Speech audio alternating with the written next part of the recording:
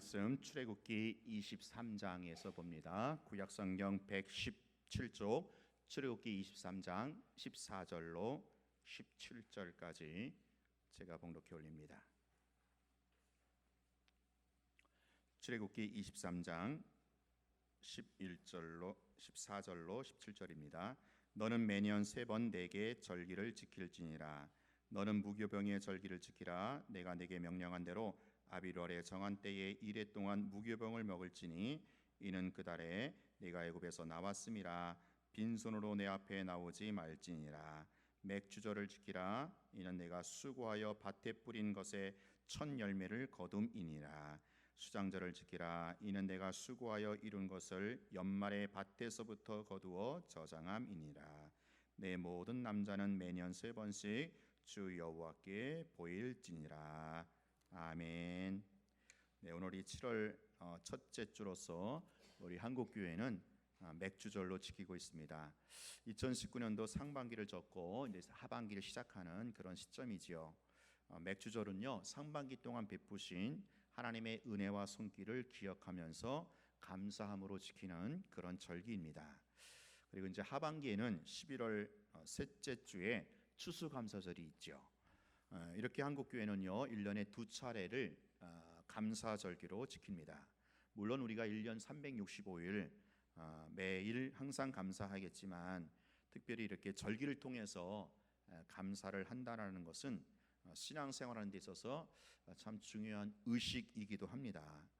만약에 우리가 이런 의식이나 절기가 없다면 이 감사라고 하는 이 신앙 고백과 내용을 담는 그릇이 없게 되는 거지요. 여러분, 아무리 산의 진미 좋은 음식이라 할지라도 그것을 담는 그릇이 없다면 어떻게 되겠습니까? 장맛도 뚝배기 맛이라고 하지 않습니까? 형식과 이 내용이 더불어서 중요하다라는 거예요. 맥주 감사절로 지키는 이 형식과 의식을 통해서 우리의 신앙 고백을 돌아보면서 또 절기를 허락하신 하나님의 오묘하신 뜻이 있음을 우리가 또 발견하게 되는 겁니다. 오늘 본문에 보니까 하나님께서 이스라엘 백성들에게 절기를 지키라 그렇게 율법을 통해서 명시하셨습니다. 14절에 보면 너는 매년 3번 내게 절기를 지킬지니라. 여기서 절기라는 말은 명절이라는 말로 바꿔도 무방하죠. 우리나라는 설날, 추석 이렇게 1년에 2번 명절이 있는데 이스라엘은 1년에 3번의 명절이 있습니다.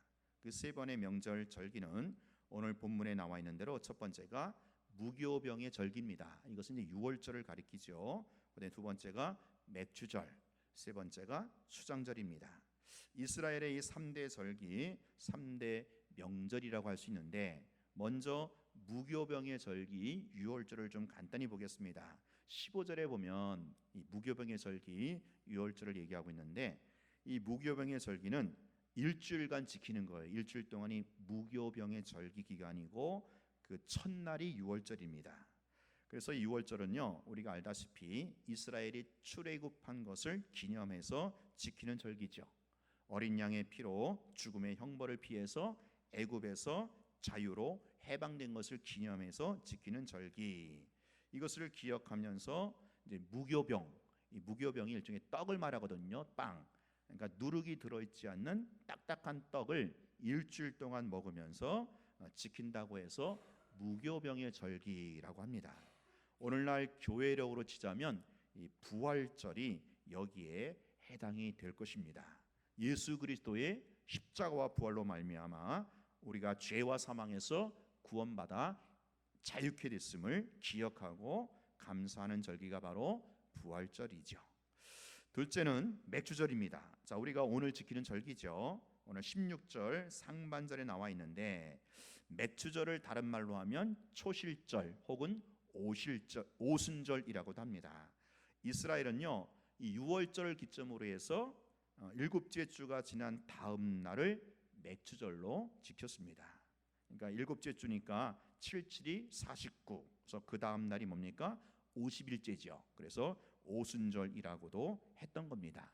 신약 시대로 넘어와서 초대교회가 시작된 그 유래가 바로 이 오순절 성령 강림 사건인데 이러한 초대교회의 유래를 따라서 이 교회력에도 부활절 이후 일곱째 주를 성령 강림 주일로 지키고 있습니다.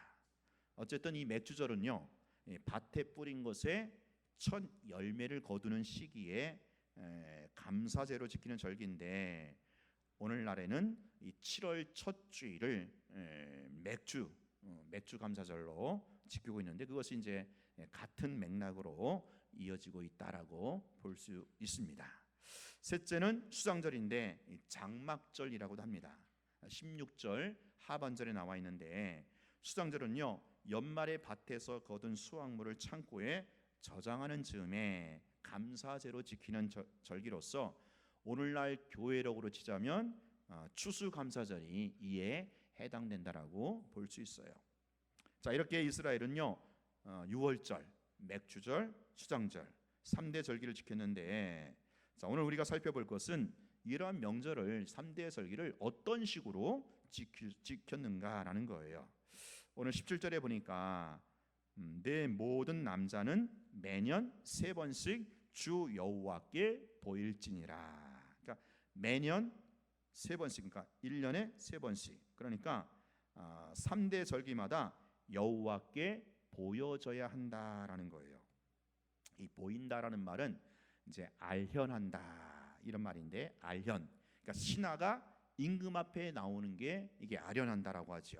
그러니까 왕궁에서 호출을 받은 거예요. 신하로서 최고의 영광이 아니겠습니까? 청와대로 부름을 받은 거예요. 혹시 여러분 청와대로 부름 받아갖고 청와대 가보신 분 계세요? 굉장히 그 영광스럽잖아요. 자, 이스라엘 백성들은요, 3대 절기마다 만왕의 왕이신 창조주 하나님께 아련을 해요. 자, 어떻게 아련을 하는가? 전국 각지에서 그 당시 성전이 있는 예루살렘에 모이는 것으로 명절을 지키는 것, 바로 이것이 여호와께 아련하는 것이다라는 거예요. 그래서 절기가 되면요, 예루살렘 성전이 인산인해로 메워졌던 겁니다. 예수님이 12살 되던 해에 6월절 지킨다고 예루살렘 성에 올라갔다가 부모님을 잃어버린 그런 일도 있지 않았습니까? 그러니까 전국 각지에서 이렇게 사람들이 모이다 보니까 그러한 미아 사건이 났던 겁니다.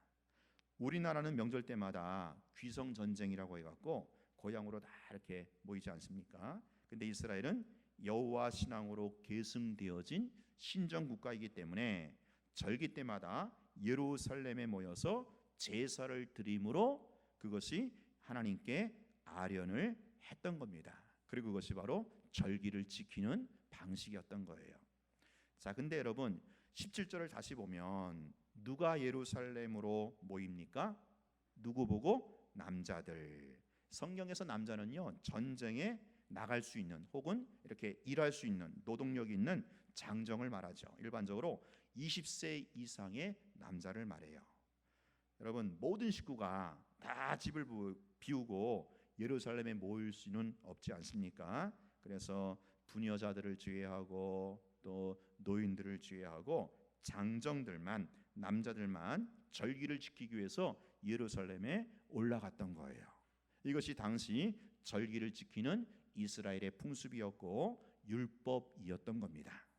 여기서 우리가 한번 생각해 볼 것은, 자, 명절이 되면 장정들이 고향을 떠나서 다 예루살렘으로 모이는 것이 이게 이스라엘의 율법이고 이게 하나님의 말씀이잖아요. 자, 그러면 집에는 누구만 남게 됩니까?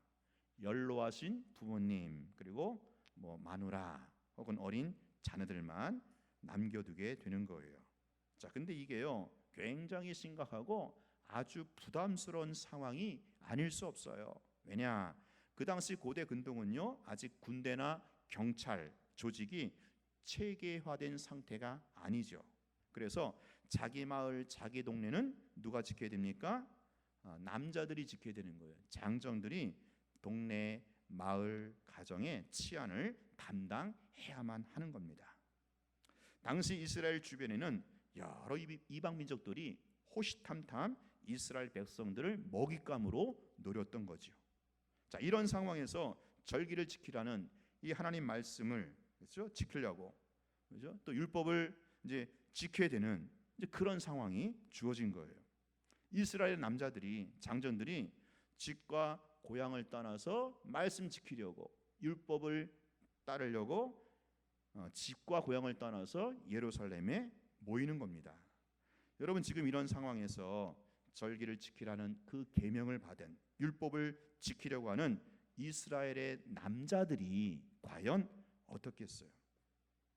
지금 집에 그 아내와 자식들, 노인들을 내버려 두고 예루살렘 올라가는 그 걸음이 과연 쉽게 떨어질 수 있겠느냐라는 거죠.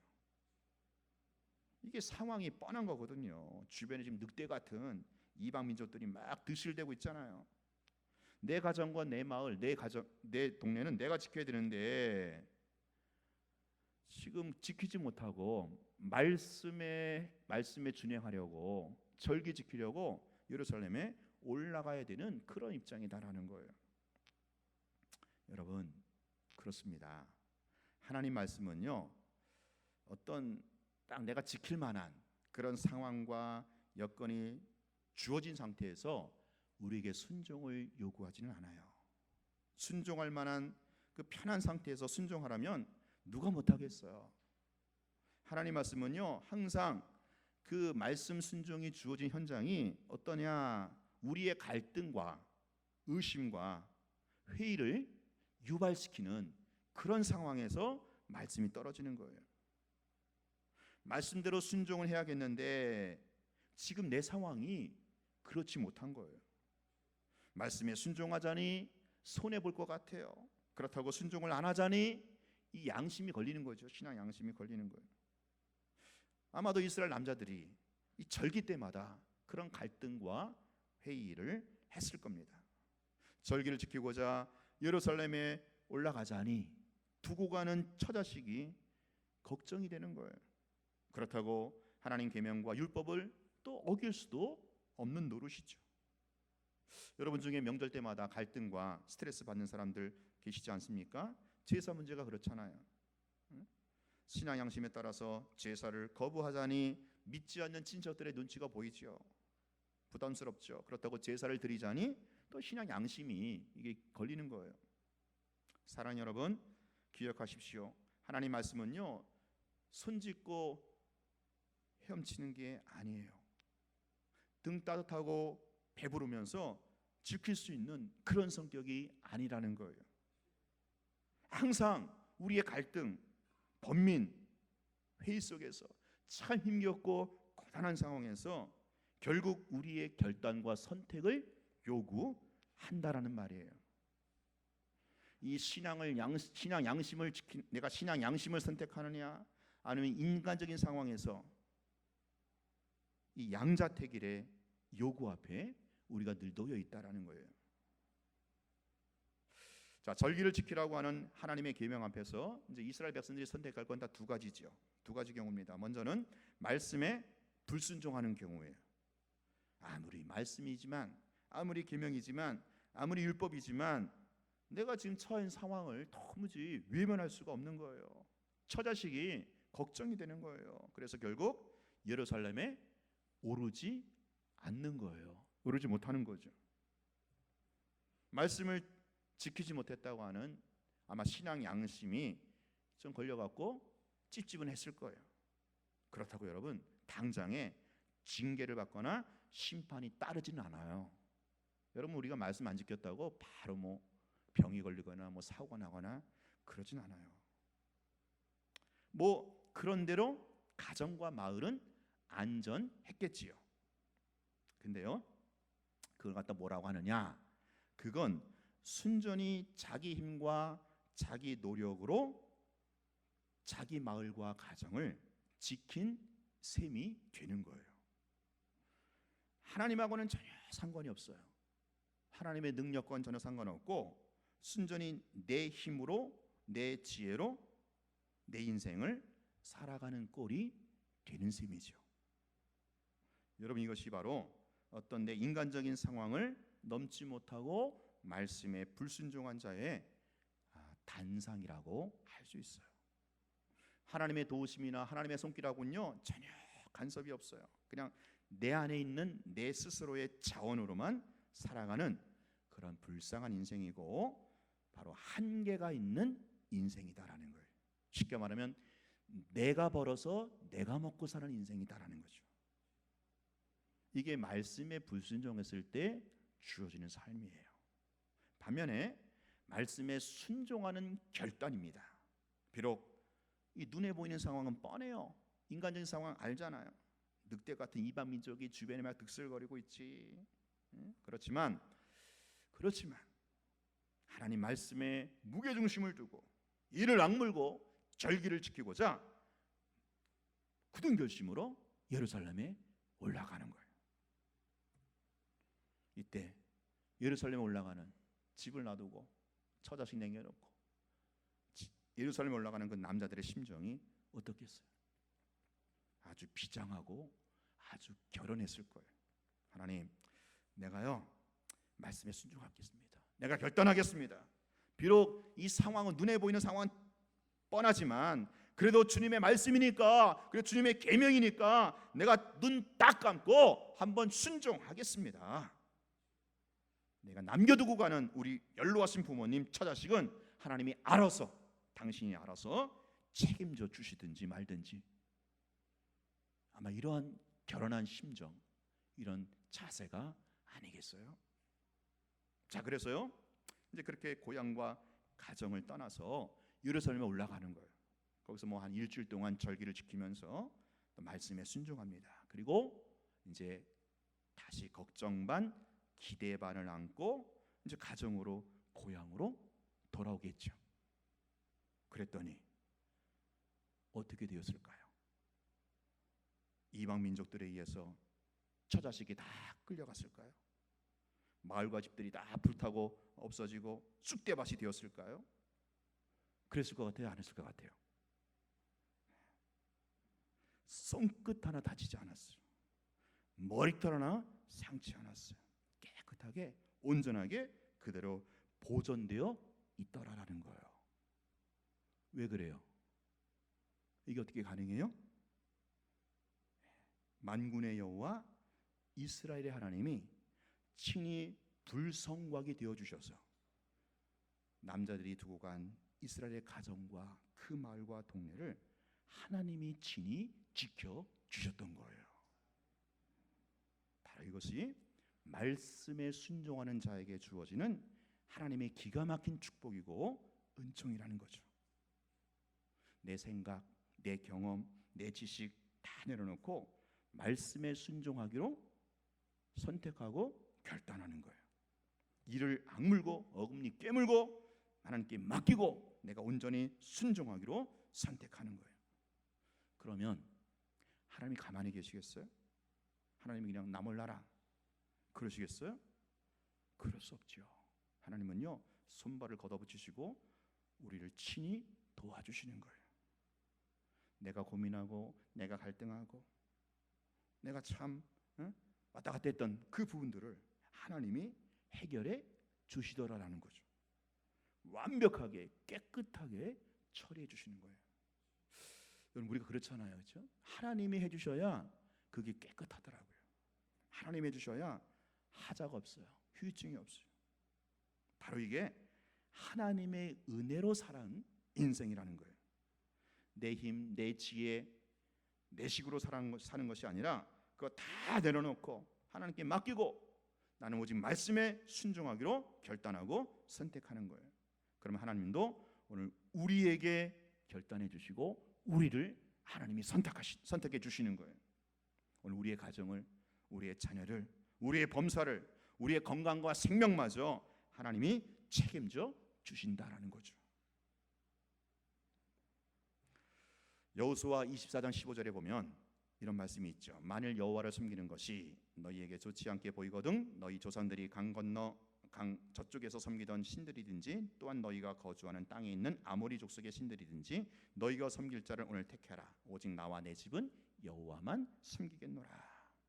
여호수아가요 이제 가나안 땅을 다 정복하고 이제 그 다음 세대에게 하는 말씀이에요. 신앙적인 결단을 촉구하는 거예요. 여전히 세상과 우상을 겸하여 섬길 것인가, 아니면 새롭게 여호와 하나님만 섬길 것인가? 너희들 결단해라. 너희들 선택해라. 나와 내 집은 어떤 상황에서든지 오직 여호와 하나님만 섬기겠다. 이것이 바로 여호수아의 선택이고 결단이었던 겁니다. 사랑하는 여러분, 오늘 우리가 맥주절을 기점으로 해서 이제 2019년 후반기가 시작이 되었어요. 이제 우리 앞에 또 반년이라는 참 녹록지 않은 그런 상황이 주어졌습니다. 여러분, 먼저 기억하세요. 누구든지 쉽고 편하게 하나님 말씀에 순종할 수 있는 그런 상황이 주어지지는 않는다라는 거예요. 신앙인이라면 말씀 앞에서 누구나 갈등하고 의심하고 번민할 수밖에 없다라는 거죠. 앞서 여호수아도 그랬던 거예요. 아브라함과 이삭과 야곱도 그랬던 겁니다. 우리가 보기에는 너무나 그런 사람들이 그냥 순적하게 축복받은 사람으로 보이지만, 여러분, 그 여호수아, 아브라함, 이삭, 야곱, 그들이 그 자리에 이르기까지는요 수많은 갈등과 번민과 그런 고민의 과정이 있었던 거예요. 똑같이 어렵고 힘든 상황에서도 말씀에 순종하기로 결단을 했던 겁니다. 신앙 양심에 귀 기울이기로 선택을 했던 겁니다. 사랑하는 여러분, 오늘 여러분은 어떤 선택을 하시겠습니까? 여러분 내면에서 들리는 그 성령의 양심 소리를 애써 외면하고 그저 내가 이 상황에 맞게 인간적으로 끌려가시겠습니까? 그렇다면 그 사람은요 그냥 자기 인생을 자기가 사는, 자기 힘과 내 안에 있는 자원으로만 살아가는 그런 한계를 벗어날 수 없는 그런 인생을 살 수밖에 없는 거예요. 반면에 상황이 여전히 녹록치 않고, 그리고 인간적인 갈등과 번민과 회유, 그런 아픔이 있을지라도 내가 이 자리를 과감히 떨쳐버리고 내가 하나님 말씀에 순종하기를 결단하고 선택을 한다면, 우주 만물을 창조하시고 인간의 생사복을 주관하시는 만군의 여호와 하나님께서 오늘 우리의 인생을 책임져 주시리라 믿습니다. 오직 나와 내 집은 여호와 하나님만 섬기겠다, 이런 신앙적 결단으로 2019년도 하반기를 새롭게 시작하시는 우리 영광교회 권속들이 될 수 있기를 주의 이름으로 축원합니다. 기도하겠습니다.